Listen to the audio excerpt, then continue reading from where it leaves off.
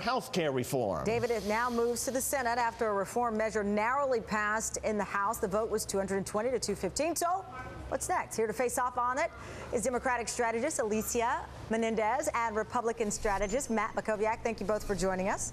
Hey, Tyron. So, Alicia, I'll start off with you. You know, you had some applause there, but you could also perhaps feel it through the TV, the tensions of what is to come. For Senator Harry Reid, what does he need to be working on or doing right now? I mean, Harry Reid needs to keep doing what he's already been doing, which is building consensus in the Senate. They're a long way there. The Senate proposals we've seen are close to the House in the way that they increase affordability, they increase accessibility, they maintain stability for Americans who already have care, and they bring down costs for small businesses, they bring down costs for families, they bring down costs for the government, and they also reduce our federal deficit. Now, what Harry Reid's going to need to do is just get this bill on the floor. I think if he can do that before January 1, he can declare it a victory. And Matt, let me get you in on this. I mean, you've got, of course, a lot of hopes for some Republicans in Joseph Lieberman. Is he the hope for the GOP right now? Well, keep a couple things in mind, Tamara. Number one, the House is built so that all the advantages exist for the majority. The Senate is the exact opposite. All the advantages are there for the minority.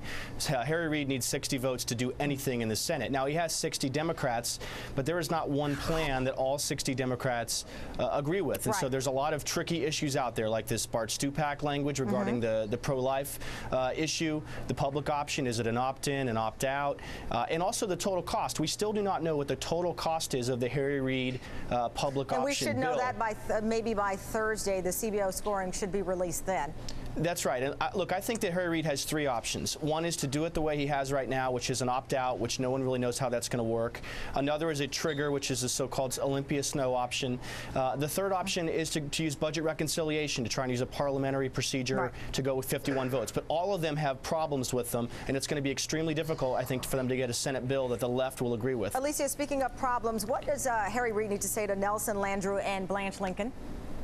I'm not sure what he needs to say to them, though I think the election out of New York 23 gives him some room to argue that Americans are hungry for change, even in the reddest of red districts. But, you know, I would add a fourth option to what Matt just suggested, which is that I think Harry Reid can introduce legislation that has a public option. He can carry it as far as he possibly can, make the left very happy, and then begin negotiations as to what alternatives will look like. And Matt, let me ask you, you know, Eric Cantor pledged that not one single Republican would in the House would support the plan they called Pelosi reform and some other names. We did see one Republican, only one, but that was one that the Republicans guaranteed would not exist. Might we see some type of upset in the Senate?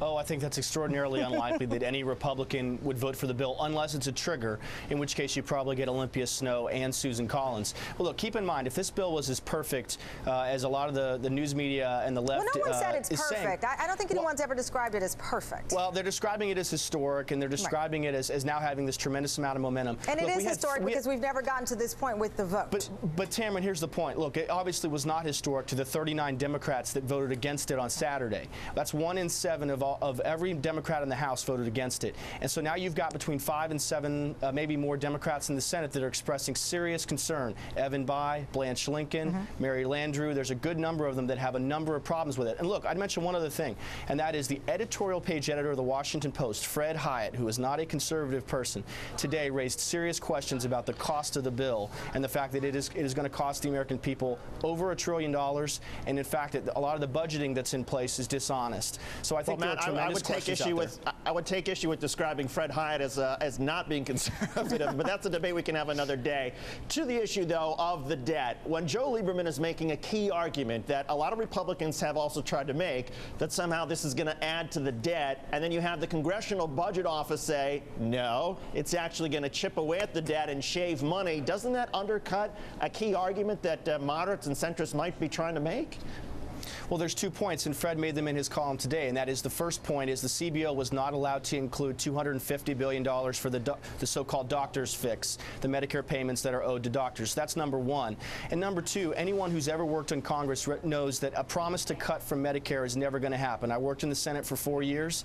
It's a very difficult thing to do. Senators who are up for re-election are not going to want to cut Medicare, the $500 billion that the bill requires. That's never going to happen either. And so at the end of the day, the question is, are we spending this $1 trillion the right way, and does it bring down cost? The bill that both Harry Reid and Nancy Pelosi put forward does not bring down the cost of health care. It does cover more people, but it does not address the cost for consumers.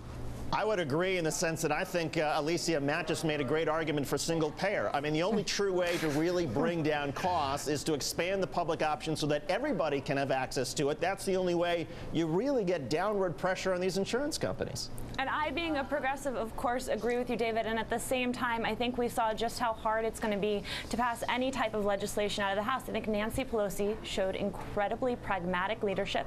She did what she needed to do for the more conservative members of her caucus and for the more progressive to find a truly middle-of-the-road agreement. And so while we can make this legislation better, I think this is a very good start. All right, on David, that, go ahead.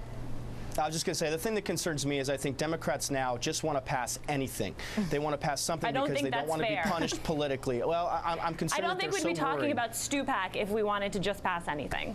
Well, yeah, but just today, Diane DeGette, a congresswoman from Colorado, has a letter that says she has at least 41 Democrats who will not vote for the bill if it comes back unless the Stupak language is removed. We're so far away from conference, we can't even talk about that. Okay, well, you know, and because of that, we're going to go. Thank you very much, Democratic strategist Alicia Menendez, Republican strategist Matt Mackowiak. There's never a good place to end a great discussion, but we have to pick and choose. All right.